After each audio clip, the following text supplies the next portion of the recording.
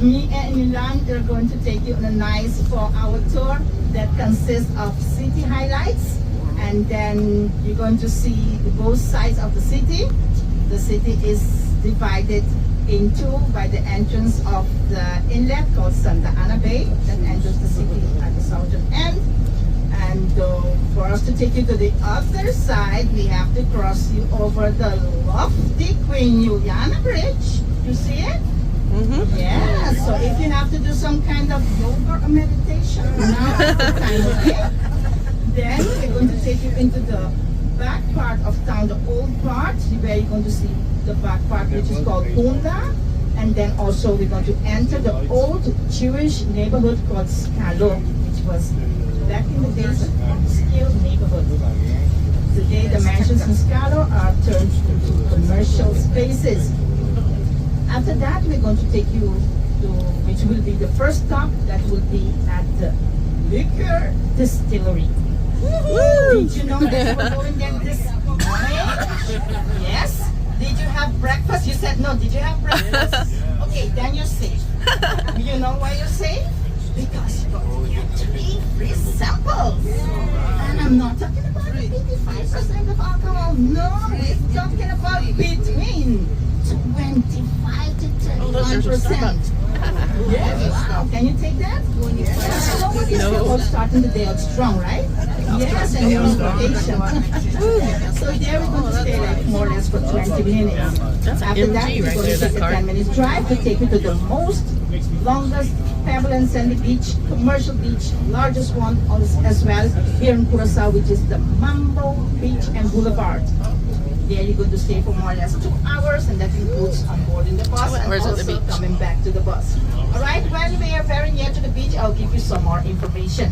Okay, for us to have a great time on this tour, it is very important for all of us have to be conscious of our time. So therefore, I need you to have the same time as I have. Now, okay? Yes, let me see the thumbs up. 10 to 11? Great. Now I can start the tour. Willemstad is the capital city of Curacao. This side of Willemstad is called Outra Banda. Outra Banda is a Portuguese word and it means the other side. So it is the other side of the first part of town, which is called Hunda. Willemstad was established by the Dutch West India Company, which was founded in the year 1621, mainly to carry on political and economic warfare against Spain, as the Netherlands was a Spanish colony for near to 80 years. So they had to fight the war during 80 years for them to get their independence. Now, coming to Curacao was a strategic plan of the Dutch West India Company.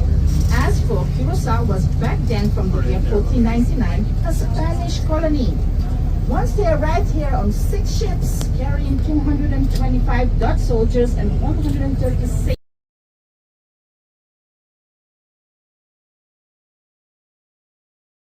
together with the Spaniards to Coro, Venezuela.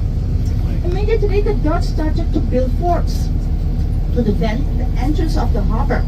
The first fort they built is the one in the corner, which is the water fort, built in 1634. Then they built the Fort Amsterdam, which is the yellow building with the green awnings. There is also the Governor's Palace. In the back you have the First United Protestant Church with monumental stairways. There's the tower sticking out. Look on the black rooftop of Fort Amsterdam. Look behind it. Do you see another tower coming up? That's the tower of the First United Protestant Church. It was built on the same site in the year 1742, where they had the first wooden church built. And it's still in daily use. Inside, upstairs, they have a small museum. So visitors can visit the museum and the church by paying a small fee. Then they built on the hill, you will see later, Fort Nassau in 1795. And as last in the city, they built the Fort, which is right at this corner, in 1828. Today, our forts are used as commercial spaces, dining area, and as well entertainment area. So that side of town is called Hunda. Hunda comes from the Dutch word de punt. And the first inhabitants of Hunda were the Dutch colonists. The city is connected by various bridges. Here you can see the floating bridge, named after. It is also called the old swimming lady. Well, when it opens, it swings and comes to the Ultrabanda side. Now, the narrow street you see between the buildings is called Brede Straat Una. There also lived an Italian shipbuilder with the name of Anthony de Mattei. Today, the wharf at this site is named after him. Afterwards, in the year 1837, it was bought by the Jewish family Peña. Today, the great-grandchildren still own this building, and they have a top cosmetic store in this building.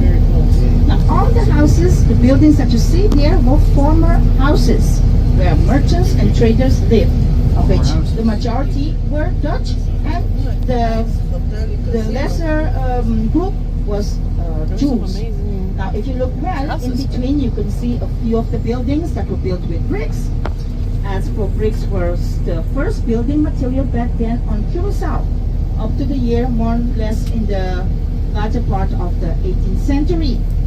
But it became very costly for the Dutch government, so they decided to switch to the available building material here in Curacao, which was then the cobblestones, which were taken from the south coast of the island. So there on that side you can see two boats. These are the ferries. So on that side of Punda you have a ferry station, and here also a ferry station. Now the ferries, they have a capacity of transporting 150 passengers at once, and you do not have to pay. In those days, the Queen Emma Bridge was a toll bridge. Pedestrians had to pay 2 cents to cross the bridge. The poor people didn't have no shoes, they could have crossed for free. And by car, you had to pay 25 cents. The floating bridge was designed by an American consul that lived right here in Ultrabanda, and it was opened, the first bridge was opened in 1888. Today, car traffic is not allowed anymore on the floating bridge. And to alleviate the floating bridge, they decided to build the lofty Queen Juliana Bridge, of which in a few minutes we're going to take you over this bridge. Now, the walls of the buildings built with cobblestones, they are between 45 to 50 centimeters wide, and that helps to keep the buildings inside pleasantly cool. Willemstad is also known as Little Amsterdam, as it is the only capital city of the Netherlands Antilles that presents this typical Dutch architecture. On the left you have some photos, and these photos are dedicated to the breast cancer awareness here in Curacao. The Caribbean Prevention Center in Curacao aims for prevention through screening. And screening is a medical examination done to detect any early signs of any early disease before symptoms occur. Breast screening in Curacao is from between the age of 45 to 75. Okay, now if you look on your right, in front and then a little to your right, you can see the arch 181 feet high above sea level. Now, in the middle of the vent under the bridge, you have the hollow core, and there is where they enter to check for any quick repair. Okay, yeah. Yes, it goes. So this street is called Hoogstraat. It's a Dutch name. Hoog means high and straat means street. And it is here where you have many well-known and famous poets, composers, musicians, religious and political leaders who were born and raised and lived in this area. Wow, look at these houses.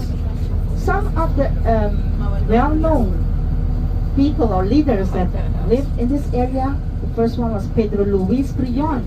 Pedro Luis Brion was born by Australian parents that came here to Curacao in the year 1877 as merchants. And he became one of the backers of the Venezuelan freedom fighter Simón Bolívar during the Gran Colombian War that was between 1810 and 1825.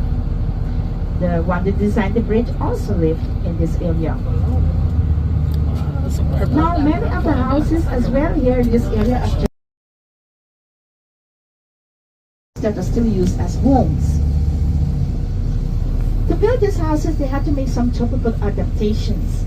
Like the Dutch-style windows did not offer much ventilation, so instead they decided to make long wooden shutter windows.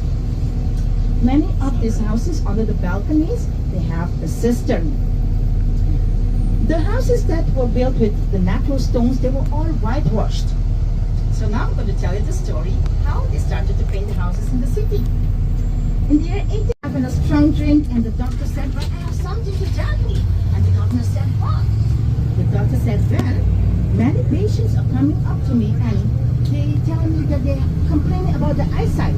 And I, as a professional, as a doctor, I think it is because of the reflection of the sun on the whitewashed buildings is causing all of this problem." So the governor is listening, and he said to the governor, "Now you are the governor, why don't you take out the degree and tell the inhabitants of the city to paint the houses in a different color, or else they will be fined?" So when everyone heard the new decree, they quickly went to the new paint factory in town to get the color of their choice.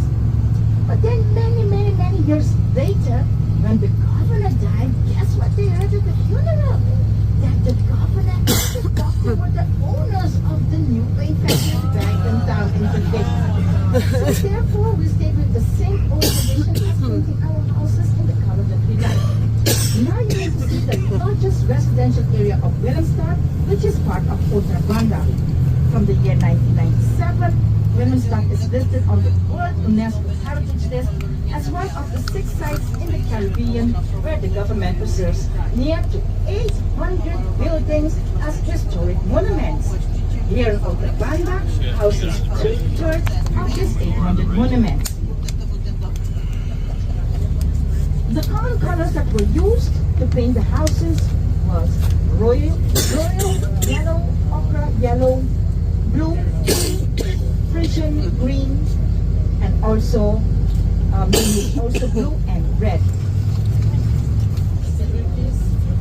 The Queen Juliana Bridge was opened on the 30th of May of the year 1974.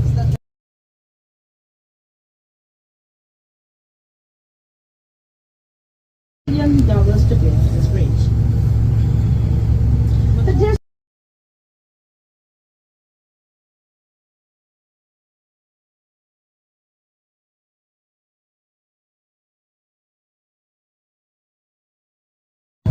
now this sports event is organized by a foundation that raises funds for cancer patients. So, on my right hand side is the south coast of the island of Curacao. We are 38 miles north of the coast of Venezuela. By plane, it is only 45 minutes.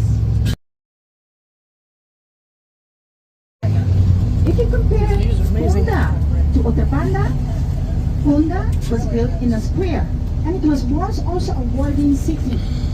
But between the year 1862 and 1866, the Dutch government decided that the old fortifications were no longer needed. Curacao is the former Van der Valk Hotel, and it has only 11 stories. Now keep on looking, you're going to see a yellow building that looks like a church with white pillars and a pointed rooftop. And there used to be the first Reformed Jewish congregation of the year 1864. It was the first one in the world back then. There you have an inlet coming in, that is the Waifat Waters, and the area between the South Caribbean Sea and the Waifat Waters is called Peter Mai. In those days, it was just a narrow strip of land, but the rubble of the fortifications was used to fill in the waters of the Waifats to get lands to build on.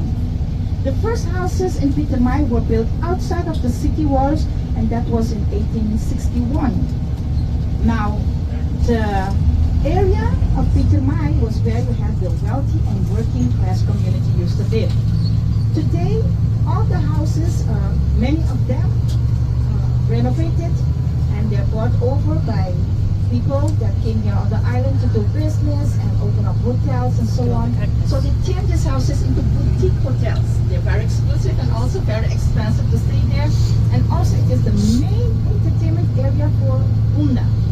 Many of the houses also we have bars and restaurants, and at night we have a great trend where each of these other Dutch island territories are Bonaire, Aruba, St. Martin, Statia, and Saba. Here you have Curacao in the middle. On the right you have Bonaire. On the left you have Aruba. But St. Martin and Saba and Statia is right a little here in this area.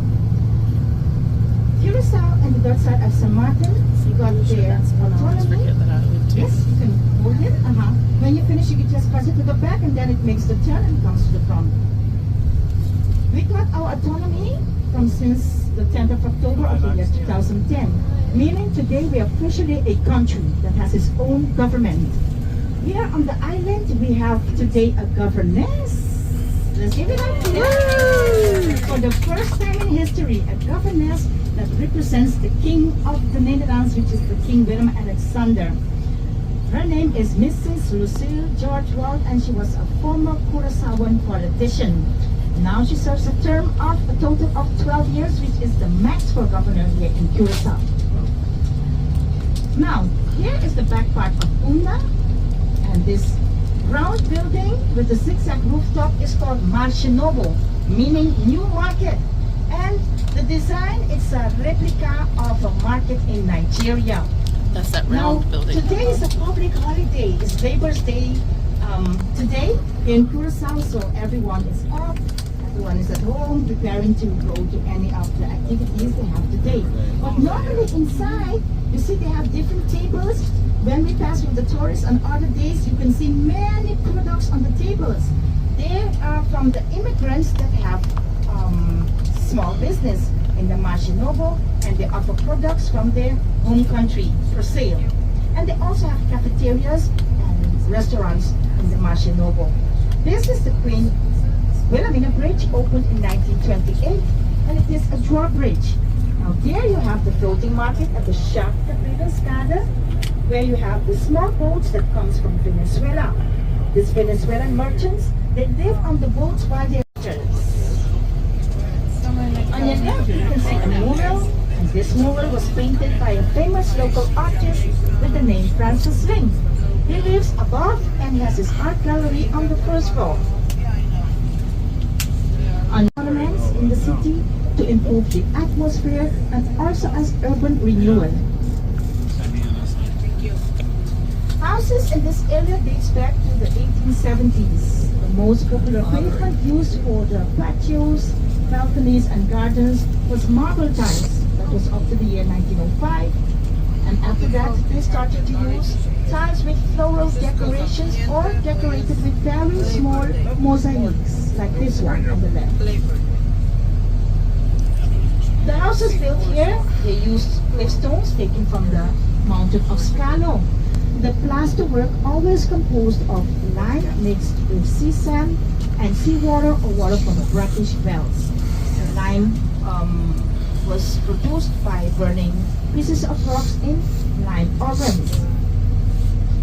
On the left, at this house used to live the Jewish family with the name Bais. They were Jews that came in the first groups that arrived here in 1651.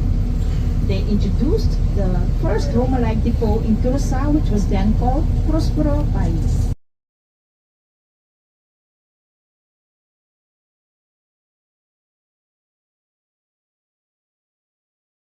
Spaniards.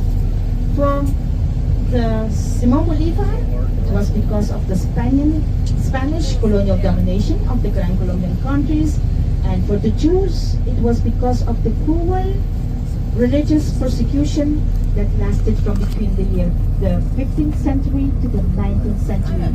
And this led to the persecution of the Jews, and many Jews fled from Spain and Portugal. They went to other countries, and they as well went to Amsterdam. So the Jews that we have here in Curacao are the descendants that those that fled and went to Amsterdam. Many of them were merchants and traders, shipbuilders and planters. In the year 1651, the Dutch government allowed 50 of these Jews to come to Curacao to improve the economy here on the island. Here also we have the main synagogue for the Sephardic Jews is right in the heart of Pumla. It is called today the Mikveh Israel Emmanuel Synagogue. Hope Israel, that the Mikveh Israel means Hope Israel, and Emmanuel means God with us. Now, Emmanuel was the name of the Reformed Jewish congregation that I showed you. It was the yellow buildings. Coming up next, you will see on the left sculpture. The sculpture is made of chrome car bumpers. It was made by a local artist, and his name is Yupi Kirindongo. Today, Yupi Kirindongo is in his late 70s. And he had a very hard childhood. He left as a stowaway at the age of 18 on a ship going to Holland. There, he discovered his art talent and he became very, very famous. Many years after, he decided to come back to Curacao.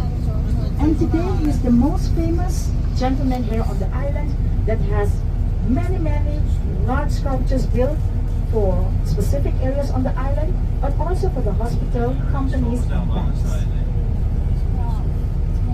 Coming up next, you're going to see two ochre yellow colored buildings, and the first one was where the Ashkenazi Jews that arrived here in the 1950s in Curacao, where they used to congregate. So this was the synagogue.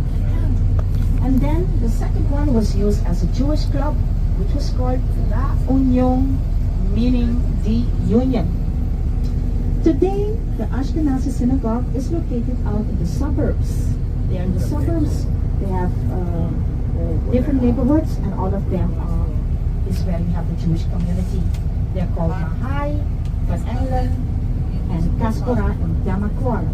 So there they have the synagogue where men and women sit separately, but they also have Sephardic members. In the city, they have Sephardic and Ashkenazi members, but men and women sit together.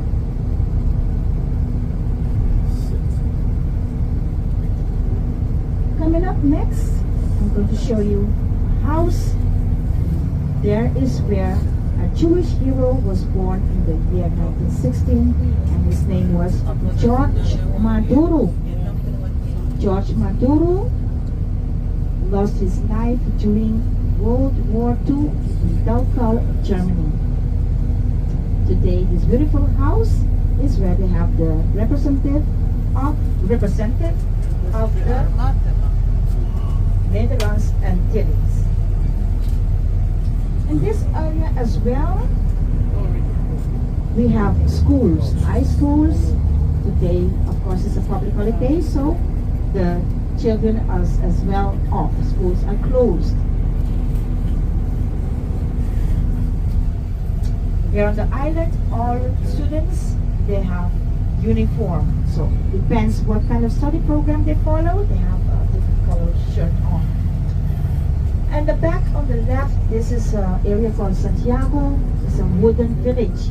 Now these wooden villages came into existence around the Scotland Harbor when the trade started to grow here in Curacao, and also the industries that lasted up to the 1960s. So many that came from elsewhere to work here in Curacao. The cheapest building material available then for them was wood. Others went to South America, and others went to the suburbs. They didn't want to stay in the houses anymore because it was too costly to maintain. So the area of Pitamay and Scalo was kind of a ghost town up to the first half of the 21st century. Afterwards, the second half, the government started to restore the monuments. It was damaged a lot by high waves and so on, and so many left the area as well. On your right hand side, this is a Protestant cemetery. The graves are above ground and they have units. So each unit is for one casket, but if you want, you can buy 2 units. We call them boka. Boka means mouth. So that you can use it for the generations. It's like a kind of a time sharing. The colorful houses that you saw is a more modern version of the Kasli Kunuku. Now the Kasli Kunuku is the houses that were built near the plantations. They were slave huts where the African slaves lived, and also their descendants. In those days, the roofing material was the sorghum corn stalks. On your right hand side, you can see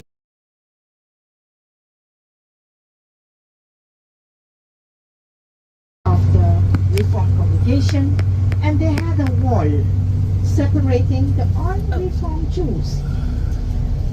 In the 1860s, there was a group of Jewish families that wanted to introduce some reforms in the services in the congregation.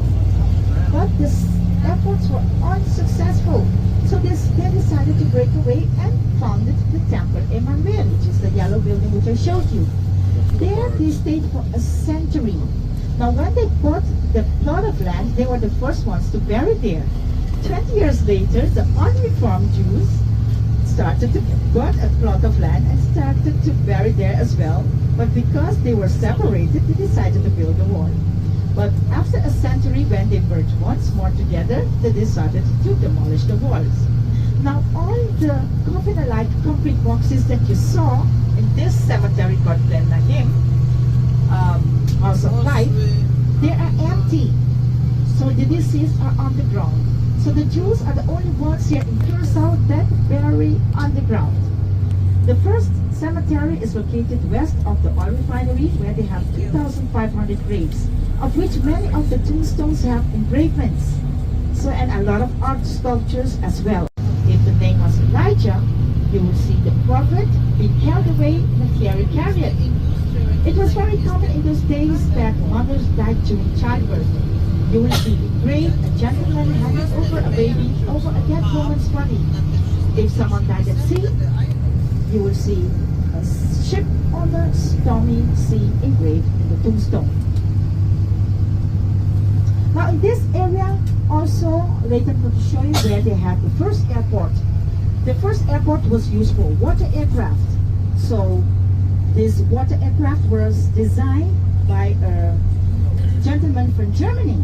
So they decided to name this road after this gentleman's name. Now here in Curacao, road means weg. So the name of the gentleman was Anthony Fokker, but they named the road Fokkerweg. I have to spell it, it's F-O-K-K-E-R. So it's a very long road and it is used daily. It's always busy because it's the main road that takes you over the Queen Juliana Bridge and takes you to the east side of the island. So here in these waters is where they had the Scatter Airport. So it lasted from between the year 1923 to 1928. In 1928 they opened the new airport that is on the north coast of the island. On the placement that I'm showing you now, you will see on the other side of the island, Puerto Rico. It has a landing strip of 2,300 meters and it is 60 meters in wide. And the aviation center services flights to the Caribbean region, South America, North America, and also Europe. Now we are in the Salia area, which is the second commercial area out of the city. In a few seconds, we'll be arriving at the liquor distillery. The liquor distillery is located on 10 hectares of land. They have the factory there, and also they have a country mansion. The country mansion was built in the late 1700s. The owners of the distillery, which is a Jewish family with the last name Singer, bought this estate in the year 1945. The famous Blue Curacao liqueur is made with the dried piece of the fruit which the natives call lara. Now, this fruit came once to Curacao as plants, the Juicy Valencia oranges from Spain. When Alonso de Queda arrived here in Curacao, he had many plants and seeds and also brought the livestock to Curacao. Once the plants were planted here in Curacao and they developed into trees, they grow very, very long spine. Infamous boats of Curacao enjoy these oranges and they are inedible. But the dry piece of this lara fruit is what they use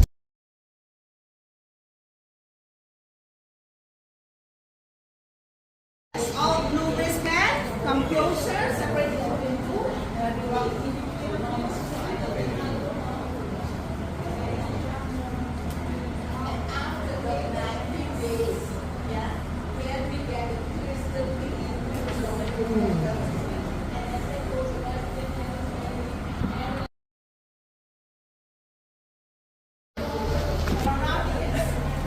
Okay, this copper steel is in use from the year 1896. As for when the planters discovered that there are arterial oils in the dried beans,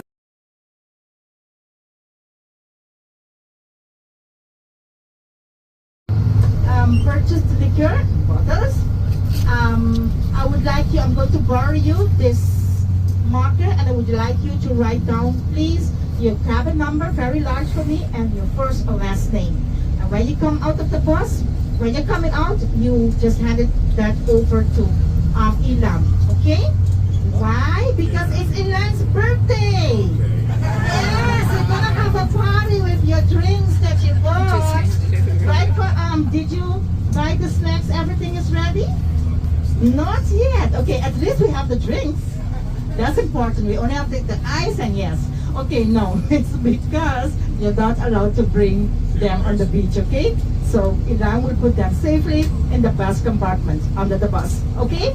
So quickly write down everything that you need to write, cabin number, first or last name, send the marker to the back, and then so everyone could get the turn, okay? All right, nightclubs are located here in the center of Salina. Now Salina is a Spanish word and it means salt pan. So this area was the largest and centrally located salt pan of Curacao. We had a total of 16. Now, the salt in those days was the white gold for Curacao. It was the main industry that lasted up to the year 1900. Slavery was abolished in 1863, so then it lasted for, the salt harvesting lasted for a few more years and then it came to an end. So, the historian tells us that near to between 30,000 to 55,000 barrels of 130 kilograms of pure salt was shipped, transported to European countries, and there they were traded for other goods that the island needed. The Dutch West India Company turned Curacao into the center for the Atlantic slave trade. The first slave ship arrived here in the year 1657. The slaves were sold right here in Kunda. The other slaves that were not sold waited. From the year 1874, they have discovered phosphate on this mountain.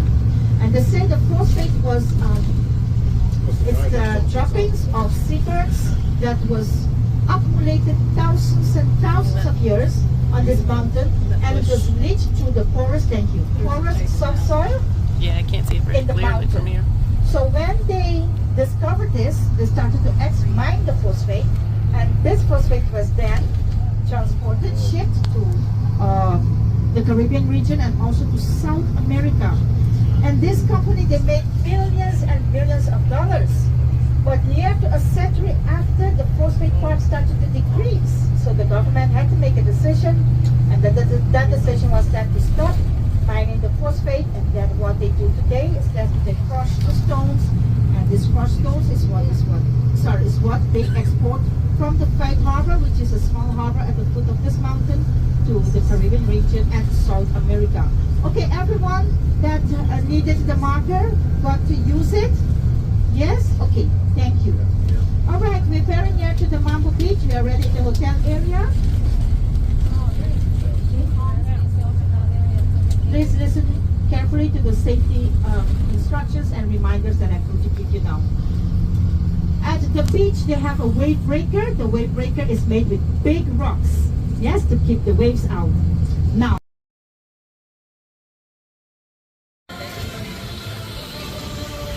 Be careful here.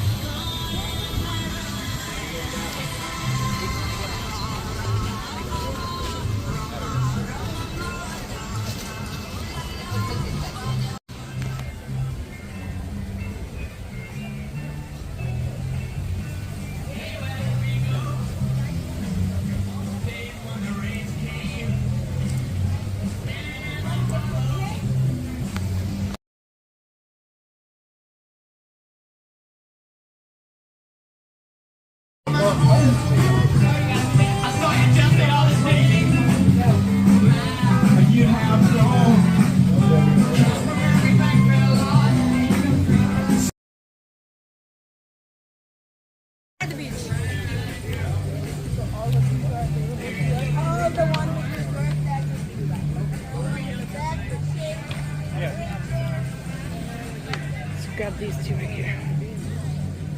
Or this has shade or that has shade.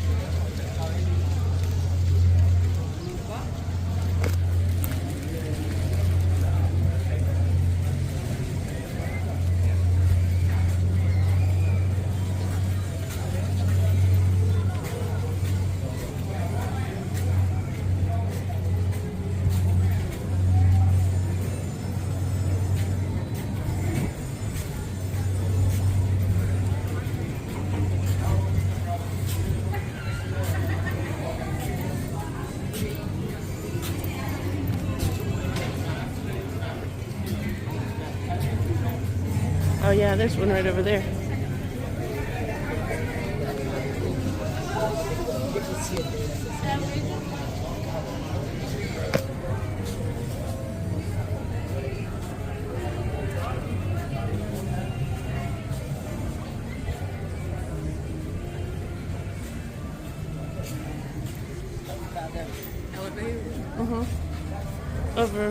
Over here. I'll take you there.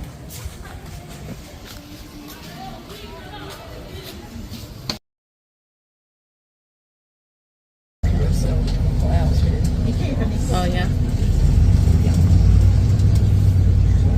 Good afternoon, everyone. Welcome once more on board. How was the experience at the Mambo Beach and Boulevard? Nice, you enjoyed it? Orchestra tour gives you the best. Who is the first time here in Curacao? Yes? Oh, many of you.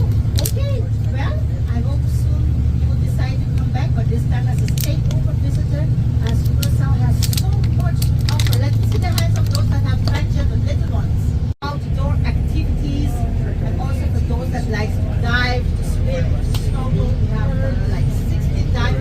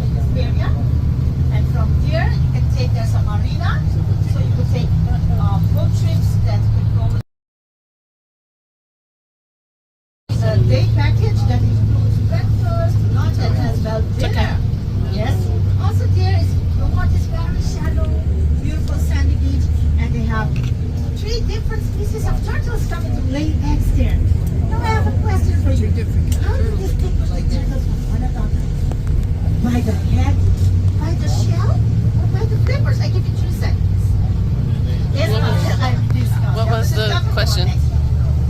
Shell? Okay, let me say the hands for shell. What? What was the For question? flippers. Uh-huh. You can only put up your hands one. What was the I see someone question? is cheating How do already. you differentiate the And now, turtles okay. by the And shell? now for the head. Oh, okay. That is correct. By the head. Like for the hawksbill sea Because there's turtle, longer it has hair. a rounded beak just like the parrot. The green sea turtle has a nice round small head. And on the other one is the longer head that has a very long neck and a very Since large I've head come back, compared you'll to have to its do body. Among the water activities that they also have on the walking tours, on the water walking tours. And they remember the Jetsons? You remember the Jetsons cartoon? Well, here in Curacao, they have the same style but underwater. For you to take an underwater tour, they put on a helmet. You have a tube to get oxygen, and then you can walk on the bottom of the ocean. That's pretty cool. Okay. Now as well, we have kiteboard surfing, windsurfing, and jet ski, a lot of stuff Seen it before, if you too. like to the sea. And of course, you can take boat trips to go deep They had sea it at fishing for SeaWorld. to fish the blue marlin, the tuna, and the barracuda. Okay? Now, all the beautiful beaches of Curacao are located on the south coast of the island. The south coast is where your ship is moored at. Okay? So half of the island from the middle going west is, we call it Bandabao. That is the countryside. It's very, very hilly. And as you see, the majority of the beaches are at Bandabao. You see it? Okay? And many I got it on of the video. plantation houses, the old Huge. ones, are turned into museums and also restaurants and guest houses. Very unique. So here you can see the nice sandy beaches, and also you see it's very hilly. And this is what the North Coast looks like. It is impossible for swimming on the North Coast. So when I was explaining to you about the airport is right here on the island. Okay? Alright. Now, but they also have the largest ostrich farm here in the Caribbean that is home to 600 birds. There you can take safari tours. They have a small shop there with items that come from Africa, very unique, very nice, some African CDs, music, and all of that. Mhm. But I'm videoing it. anyone have tasted ostrich meat before? No? Okay, what do you Ostrich think the meat and ostrich ostrich- tastes like? Tastes like liver. Yes. Chicken or Kentucky Fried Chicken. You have to be specific. Tastes like liver. Okay, chicken. Liver. No? Okay. And I need another answer. Okay, if the group said chicken and the other group, what do you think it tastes like? The ostrich liver tasted like Beef? liver Okay. chicken. Liver? The answer is Yeah. it tastes like red meat. Or a sweet meat. Remember we had it Yes. at Mary's? And there Yeah. at the ostrich farm, they also have a restaurant Because it where tasted they like serve different dishes made with the ostrich meat, but also with the contents of the ostrich egg. Do you know how many chicken eggs you can compare to one ostrich egg? 24! So one ostrich egg is equal to 2 dozens of chicken eggs. Okay, thanks for your participation. Okay, the language we speak here is called Papiamentu. Papiamentu literally means speaking. The first slave ship arrived here in 1657. The Africans were speaking African, but also the African language, but also Portuguese. So when the language, I can say, arrived here in Curacao, as the years went by, it was influenced with the other languages that was here as well on the island, like English, Dutch, and also Spanish, but also it has some words of the Indian origin. As for the first natives of the island of Curacao were the indigenous that came from the coastal waters of Venezuela, that they arrived here in 2040 BC, and they lived here on the island, but all the happy life ended for them when the Spaniards arrived here, which many years later enslaved a large group of them and shipped them to Hispaniola, which is the current day Haiti, or to the Compromise. Because the Spaniards they brought the livestock here to Curacao, they left a few of the natives to stay here, of course, to take care of the livestock. So we also have some words out of the English, teach them Spanish. Then when they go to the 6th grade, they start to teach them English. So when they finish school, what instruction language is Dutch, and in 2001 they introduced the complementary language as well as a instruction language. So how many languages can the children speak when they end primary school? Exactly 4. And then if they're children of the immigrants, they can speak 5 languages, like immigrants from China or Haiti. Yes? So the Dutch is used for administration and legal matters. Okay. Climate here in Curacao. Curacao has a dry and sunny climate most of the whole year. Until the months of March and September, the average annual temperature is more or less 84 degrees Fahrenheit. But Curacao geographically lies out of the hurricane belt. That means it does not get hit directly by the hurricane, but we can get the effects of like high winds and rain and very, very hot weather. The worst month of the year here in Curacao for us is in October. The temperatures could go as high as 95 degrees Fahrenheit. Now, the hurricane season starts for the Caribbean. It runs from the 1st of June up to the 15th of November. Then the rainy season starts for Curacao. But because of the climate changes worldwide, we have many changes in the weather as well here in Curacao. As for like in the month of January, we were accustomed that the temperature would drop very low. Even during the day, you can feel a difference, very cool. But we did not get that kind of climate that we're accustomed to in the month of January. A few years ago, it rained up to the month of May. It was nice and cool on the island. But this year, it was completely different. The worst rainfall registered here on the island was with Hurricane Thomas, and that was in the year 2010. The lightning struck the oil refinery in 3 different areas, casting large fires, and there was large power outages all over the island. And all damages and short losses came out a total of $150 million. Alright, now we're going to cross once more of the lovely Queen Juliana Bridge, which was opened on the Queen's birthday, which was the 30th of May of the year 1974. On the left, you have the American consulate, and this house was a gift given from the Curacao government. I'm sorry. Don't take it from her. U.S. government sending them for the support. got it? Just want to make sure she got it. You were like going to Here is make it something fun. After the salt industry, that was in slavery, we had the phosphate mining in 1874, and then we had the industry, that the largest one that we have now on the island from the year 1980, that is the oil industry. Why we have the oil industry, the oil refinery here in Curacao? Well, when the oil was found, it was found in the shallow lakes of Maracaibo, Venezuela. So, because the lake is shallow, ocean ships cannot enter this lake.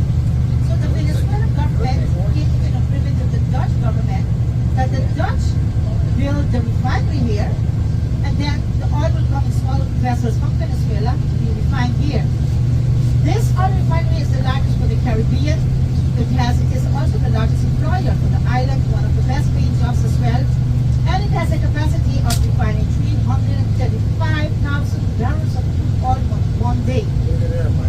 So when the oil comes here, it is refined, and then it is sent back to Venezuela, and there they will turn it back into gasoline, and then send it back to Curacao. But at the moment the refinery is down, it is not in operation, so we are waiting for a new oil company to list this company. So if anyone is interested, you can let me know, okay? So many people, is a pity, left to the island because they worked so many years at the oil refinery. So many left and they went to Bonaire, St. Martin, and also to Holland to get a job. The second pillar is the dry dock, which is one of the largest and best equipped ship repair facility established here from the year 1959. As third comes offshore banking, and as last comes tourism. As tourism is 6 months high season, 6 months low season. Now on your left, you can see some more of the artwork done by students of the Art Academy, of professional local artists, and also sometimes self-taught artists. where we celebrate, look on the wall, the Kaya Kaya Festival. The Kaya Kaya Festival is a festival where when they organize it, they have stands all over selling food and drinks. They have lights flashing in the sky, colorful lights. So from far away, you'll be seeing in Curacao that they're celebrating the Kaya Kaya Festival for the art lovers to come and see all the new murals added on the walls. This is one that is recently added on the supermarket. And here you have the only main street for Otra Banda, where you have the shopping area. Okay, historically known, the coast of Otra Banda was a lagoon with reef islands covered with mangrove trees.